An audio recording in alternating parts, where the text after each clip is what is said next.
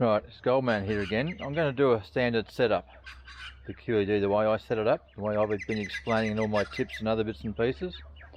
So how I do it, I do a factory reset. I then immediately go and check my mode, which is number, in this case 3 for this 11-inch elite coil, which is good. I then go back to threshold B and I set my null. So here, put it on the ground, go up 55, okay, 58 starting to kick in, come down slowly one at a time, 44, 43. So that's about 15, so I'll go up about 7. So just, in this case, smack on 50 for threshold B. I'll leave it at null. Then I go to do a ground balance. So now this ground that you'll hear now is balanced at 150. I'm going to bring it down under balance so I can do a ground balance, so you can see. I hold the button, the up button in this case, because it's the falling pitch on the way down to the ground. Now, notice that is now, I released the button when I had no noise. I've got no noise touching the ground up or down. So what I do now, I just simply go to threshold A, make sure I've got that set. So let me just check this. So threshold A on this coil, I normally run that at high. So I'm going to run up about 65, 75 depending on the EMI around here in the suburbs. I'll just try 70.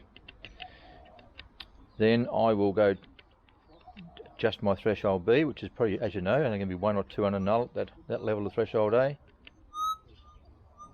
Yes, I'll put it back to 1 under null. Then I'll go and check my gain. It's at 1, 2, there's 3, 4. Around here with the EMI, it's not just, I can't get that very high at all. And because I'm now adjusted it a bit out of whack, the ground balance is a little bit needs adjusting.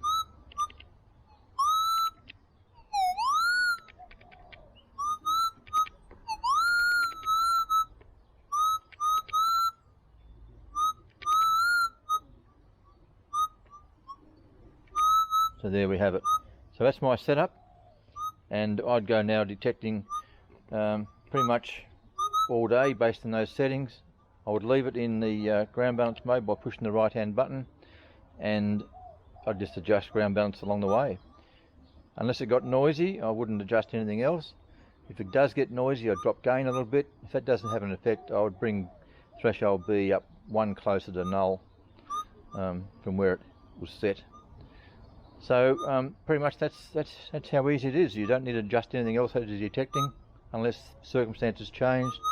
For example, if it was a bad EMI day, well, I would drop threshold A down to about 30 and then use threshold B to get the performance back, because as you know, as you increase threshold A, you can be more susceptible to EMI. So apart from that, that's how I set mine up. Cheers. Goldman out.